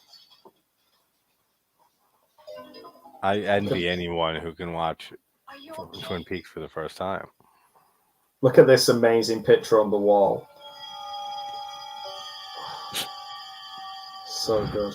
I would love to have that. I wonder what's happened to all this art. Oh, someone stole it as soon as production wrapped. Oh, the people have just basically turned into like giant, like pizzas. It's funny that this is reminding me of Possession that I just did a long video on last night with the creature in that movie that she fucks and stuff. Oh, I've not seen it. You ever seen Possession? You gotta watch that movie. What sort of era is that? What year? That's 81 with Isabella Johnny and Sam Neill. Oh, I do know about that one. They're like a couple in it, and Yeah, they're like struggling with their marriage. And yep, it's a very like psychological relationship drama that turns into like a completely different movie. I've heard good things halfway about that. through it. It's an excellent film. This kid's got the right sort of moves for like taking on. Oh yeah, monsters and stuff. he's He cover, knows what he's keeping doing. cover behind Yeah. stuff and coming right around the corner prepared. I think I heard an interview with him. He had a great time making this. They should have taken this kid in Armageddon and got him to go up there and take care of business, save the world.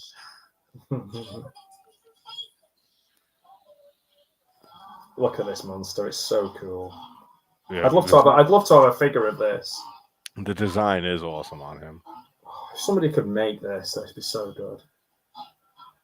Find it just maybe like about sort of bigger than the sort of normal action figure size. It'd have to be a little bit bigger.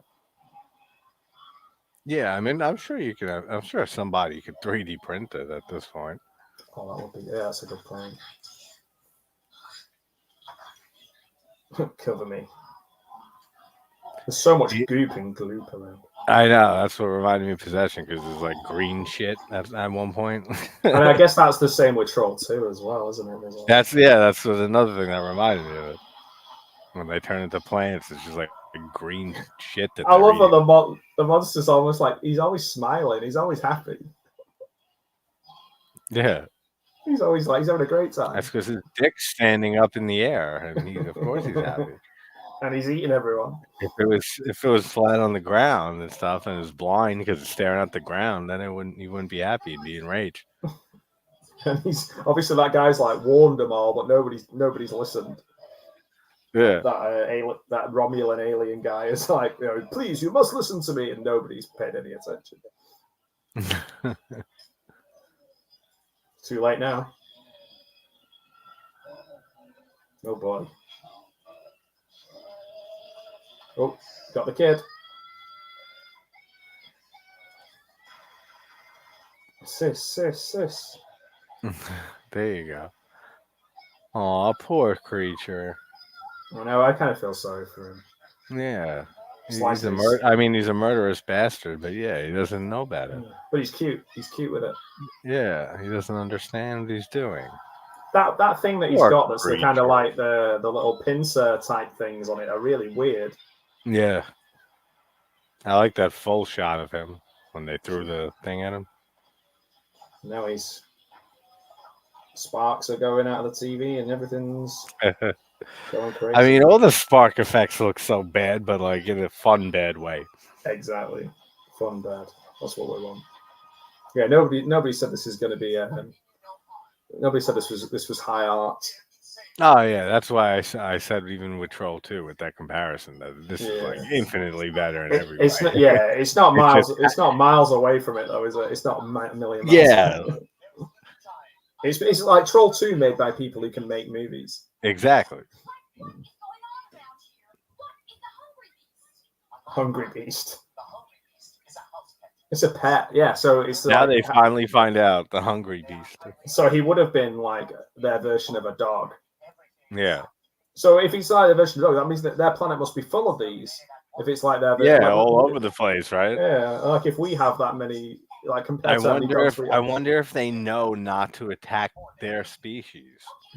Maybe they have a like we have a symbiotic relationship with dogs. Maybe they have. Yeah, I wonder if that's how it works, and that he's attacking, eating these things because he doesn't know any better, and that they're a different species than from his planet. Exactly.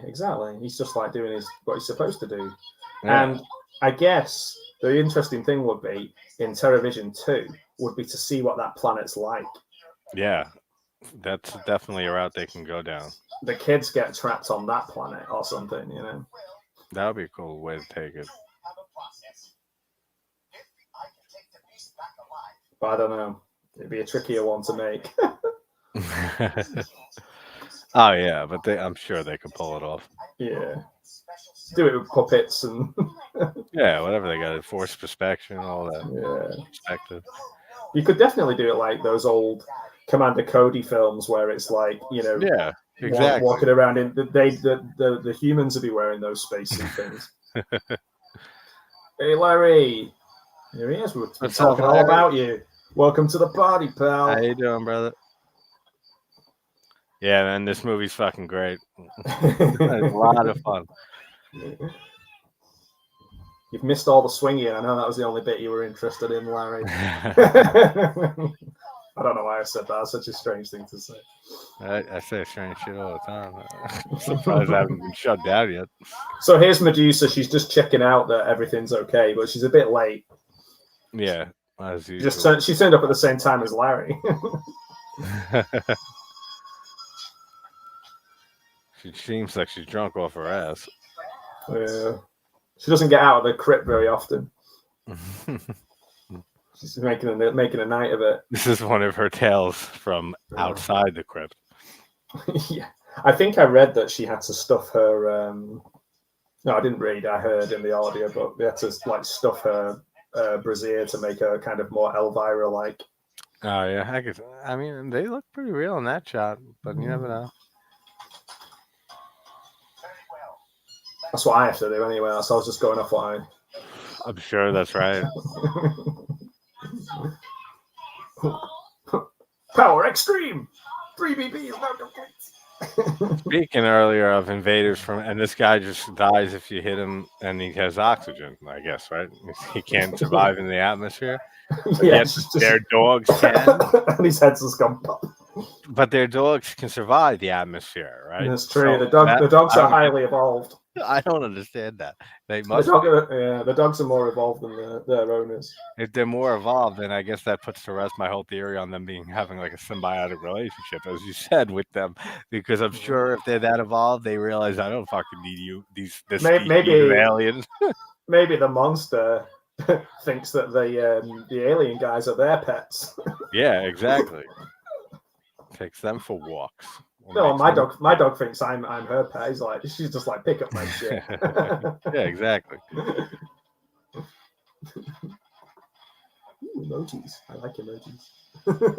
3BB is now complete. Yeah, the 3 blind bitches.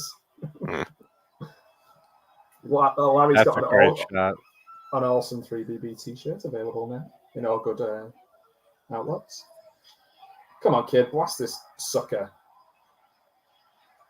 That's Granddad again. Is Granddad dead? I can't remember what happened to him. Yeah, right. He's not alive. Is he? I don't remember seeing him die. I forgot him. He's been gone for a very long while. I'm wondering if he's just asleep. He sleeps through all of this. Be like me watching a movie. He's just like, how was the movie? Yeah. Old Grandpa Matt.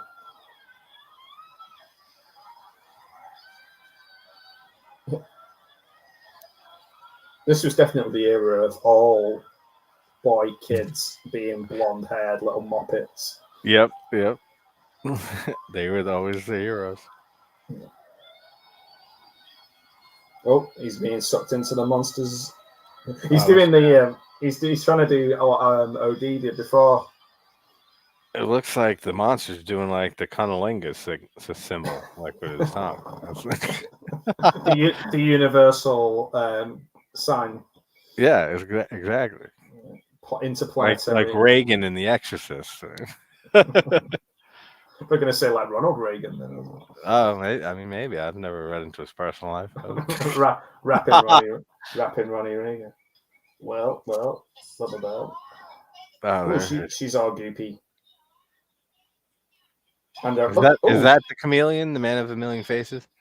I think so. Right, it's the guy. Yeah. He came to fix it earlier on, didn't he? Okay.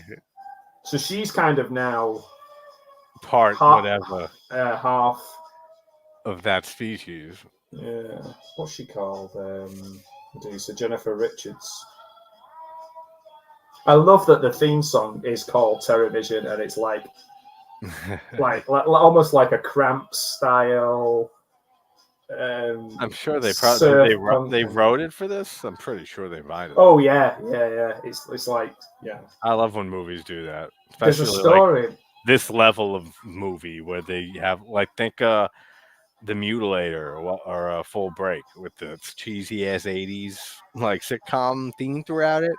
Like that was written just for that movie. There's a lot of movies in the 80s that did There's that. like a Dutch film coming out with Nick Frost from Hot Fuzz, and I was talking to Jeff about it, and it's basically like a comedy troupe from Holland, and they are or Netherlands, and they are. It's a kind of weird, trippy sitcom thing where these Russian gangsters come to the house and kind of invade the sitcom, and then it gets really dark and trippy. And I kind of thought, oh, maybe it's a little bit like this, you know? Yeah, that's funny. But I think isn't the monster vocal effects is Frank Welker. Yeah, they did a great job just with everything regarding the creature. Its behavior, the way they animated it, made it move, the design of it, like all of it is fantastic. It's really good, especially for, like I say, like with the budget that they were shooting this on. It looks $1 million. It's so bright and fun all the way through. It looks so good. I mean, it makes sense that Beekler did the effects because his effects are always great. And like, I know I mentioned it as one of my honorable mentions, Cellar Dweller, but like in terms of like comic book artists and the creative process crossed with horror and things coming off the page and coming alive, I think Cellar Dweller, Beekler directs that, is such a great example of what he could do. It's such a shame he's passed away, but like for me, he's the main reason why, and this is a bit of a controversial one, but he's the main reason why the Hatchet films are watchable. Like he's got so much to do with the creative side of that I think if it was just up to Adam Green, I think they would just be like fan films. Oh, I mean, Beekler's effects and him as Jack Cracker even and stuff in the first two is just hysterical. That whole character. Yeah, that's true, man. Yeah, we could almost do a whole video just on him. In fact, I was thinking of doing like an unsung hero. I'm doing some unsung heroes videos coming up, and one of them was on my list was him. I always thought it was Buckler, so I'm glad you've told me it's Beekler. I'm 99.9% sure. No, I'm so glad you did. I've watched a lot of like interviews and documentaries, especially with Friday the 13th and stuff, and I've heard him talk a lot, and I've heard them say his name, and I'm pretty sure I've always heard Beekler. No, you're right, and now you've said it, and I think the reason is if I read something first, the way I hear it is the way I've read it, and then I can hear somebody else say it another way, and I'll still go back to what I originally. Oh, I do the same thing. I'll like if there's two ways of pronouncing something, I'll interchange both of them. Like at will, just whatever comes out at that moment. Like Sadako and Sadako from Ringu, the original Ring, that happens all the time, and coincidentally, back to the Japanese shit. Yeah, it just seems to happen. Oh man, I do you know what? I'm glad we watched this because it's been something I've been wanting to watch again for ages. I recommend people who maybe have just bobbed in for a couple of minutes and disappeared and maybe not seen it to actually watch it without us. And for sure, because it's so much fun to watch. Yeah, it's so much fun. There's a very few films that I'll go back to, and I do go back to this quite a lot. I do have a soft spot for films like this and Stay Tuned and Bad Channels, UHF, or skit-based stuff, I guess, like Kentucky Fried Movie, even, like where it feels like you're watching a TV station and that somebody's changing the channels. And this film fits into that as well. There's a lot going on. Oh yeah, it's definitely another out there film, but done so well on such a small budget. Like especially the effects are the most standout thing, but hilarious characters and dialogue too. Yeah. It's obviously it's an Empire one, and I feel like sometimes the Empire films are better quality. Oh yeah. And this is definitely one of those. Sorry, I'm really struggling. I need a drink, but I don't want to drink this because it's horrible. Ghoulies is like I think a middle tier example of an Empire film that, very small budget, but still very, very good for its budget too. Yeah. So we were talking earlier on before we kind of sign off, but we were talking about something else, and we're like, "Oh, we must watch." Oh, that was it, Cable Guy. Yes, the Cable Guy. I'm definitely down to watch that.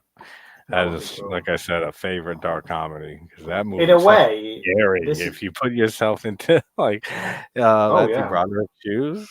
That guy this is creepy. kind of a good film to pair with that. Like it's another TV based. If you think about it, we could almost do a season of films that are like The Cable Guy, Terrorvision, UHF, Stage, like all these kind of TV. Yeah, like just. I mean, you can even fit The Ring in there. Yeah. Oh, good point. Yeah. That is a good one. That's not a bad idea at all. Yeah, like I was thinking like Truman. I'm not a massive fan of the Truman Show, but like I haven't seen that in forever, but that's a good movie. Yeah, I remember thinking it was well made at the time. I think that's a Peter Weir film, so like usually Peter Weir films are very well made, aren't they? But not always the most exciting, but like well made. Yeah, because I'll sit and watch a film with a asbestos felt. Yeah, I know.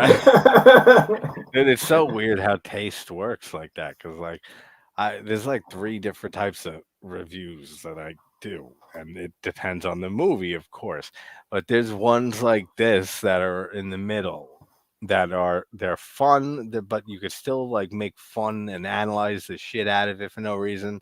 Then there's like movies that are great movies where like there's still parts you can always pick out that are stupid, but for the most part it's more serious film talk. And then there's the terrible, awful films that end up just being like rants, pretty much. Because if you're not liking a movie by like, the second act, even earlier, then you're going to start picking on everything. Like everything. Like, why is this fucking thing happening? What type of dialogue line is that? And so if you don't get invested, if a movie doesn't pull me in and I'm like halfway through or close to it and it sucks and doesn't get any better, that just puts me in like a rant mode. No, I would agree. And I think sometimes for me, it's easier to watch a film like a Terrorvision or even watch like, I don't know, let's say Leprechaun in Space or whatever. I'd happily sit and watch that because I'm not having to engage on a high level. Yep. Exactly. So exactly. I just wanted to mention before as well, like that how good Garrett Graham was as the dad in this. He was really like not understanding that the other guy was into him and things like that. It's so good. But there's such a great cast: Diane Franklin, Garrett Graham, Mary Warrenoff, Chad Allen, Jonathan the Bryce, cast is very good. The whole thing, Alejandro Rey, all of the cast are great. I don't know the band who did all the stuff. The Fibonacci's is I've never heard of the Fibonacci. I wonder if it's a fake name for them making the music. Well, I thought that, and then it was like they were around in '82. They did an album where they used Manson clips, like a lot of bands. Oh yeah. And then they did this alongside Richard Band. Okay. But beyond that, I think they carried on till about '92, apparently. So and then they stopped. But one of the guys, like back to Slumber Party Massacre 2, because OD's character reminds me a little of the Driller Killer, the Greaser, with the guitar. Yeah, that's a great film. There's a lot of. It's my favorite in the series out of those 3. I love that film. Yeah, it's so fun, and it's like almost a musical. Like near the end of that movie, and there's like the band all the girls are into. Like that was an actual band who wrote those songs. So like that's something I know. But there are times that they'll just like write a stock or take stock music or just like write something, a jingle quick, and just make up a fake band name and just say this is. I do think that film, or that whole series of films, are really interesting discussion pieces because you've got obviously what they are, then you've got the kind of the female driven directors, but then you've got the kind of Roger Corman effect as well, and there's such an interesting series of films to discuss and look at, and they're a lot of fun as well. The Slumber Party Massacre trilogy. I mean, the third one's not great at all. I did them very early on because I loved the first 2, especially the second one. And the third one I didn't see for maybe forever. I knew that. I don't know how long. But the other two I watch every year at least, like 1 and 2. But when I rewatched 3, it was not this good is at all. No, well, yeah, this is the one I forget the most, so it probably isn't amazing. The first two, I can vividly remember them. I was thinking this the other day. If I could write down and find every film that had the word slumber and party in them, and try and watch all of them. So, like, you the get one a that bunch of pornos. Yeah, yeah, that's true. You got a lot of watching ahead of you. Or watching. Yes. The Slumber Party, I don't know if you've ever seen The Last Slumber Party. I've heard of that. Oh man! So what I've done is I've done an edit of that film. The lead character is so obnoxious. All she does is abuse everyone all the way through the film, call them every name under the sun. So every time she calls somebody a name, I just cut it and I put it into all one long thing. So I've just done like an only swears version of it. And it's only a couple of minutes, but it's just. I'll have to send it you. I've got it scheduled to go on my thing. But the Last Slumber Party makes me laugh because, for no apparent reason, she just pops off with some like horrific things that she calls everybody, and you just start thinking, when is she gonna die?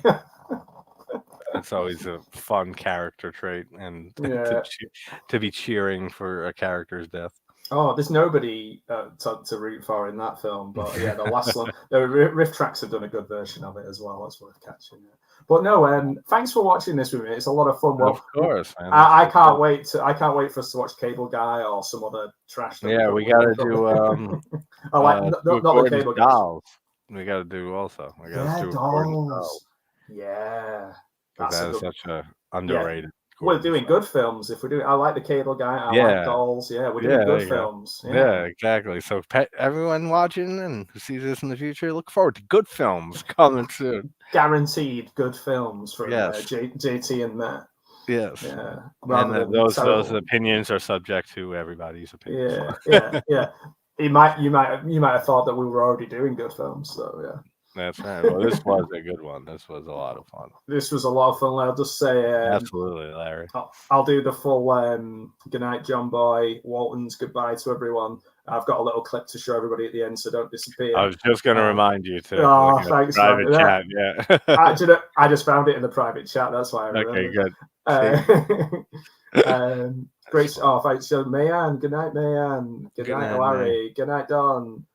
Good night, Jamie. Everyone have a great Saturday. Joseph. I'll have a podcast episode out on Amityville 2, The Possession, later tonight. So. Oh, cool. If you're a fan of that movie, come talk weirdness and how weird that movie is. Oh, put it this way, JT told me about it earlier on, and now I need to go and see it. So yeah, for sure. I'm going to keep going down the list. Patrick, JT's horror discussions. Who's that guy? Some douchebag on the fucking YouTube. I won't hear that. Mike, the fifth Beatle, Connie. Mike, as always. Connie is awesome.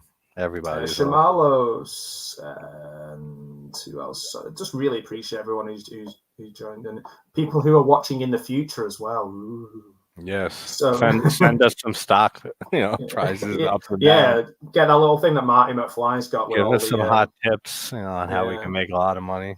I've got some hot tips. No, okay, no. Yeah, right, okay. That's a good way. I mean, it's better than the way in this podcast later how I bring up the whole brother-sister relationship. So you can hear that if you watch. So guys, check that out. Check out JT's podcast coming up, and also I'm trying to release things every day or every couple of days. There's you've been putting out shit like crazy, man. You've been a beast lately. Well, I'm learning from the best. Yeah, you need those little breaks in there, though. That's why I gotta. There's always a 4 or 5 day break a month or so. And it's like, all right, I can't get on camera. I want to talk. I have my problem is I think it do it, and that's my problem in life. yeah, I hear you. Right. Okay. Guys, thank you so much. Yes, I'm going to just play in a little ending to the video. Thanks, JT, for being on. Always amazing to have you. Thank you for having me. No, thank you for coming on, buddy. And I'm just going to play this little clip for us as we see you all into, well, I don't know what. Good night, good morning, good evening, whatever it is. Good evening where it matters. Yeah, why not? Why not? Yeah, let's go with it. 10 minutes to midnight. Good night, everybody. Good time, Take man. care.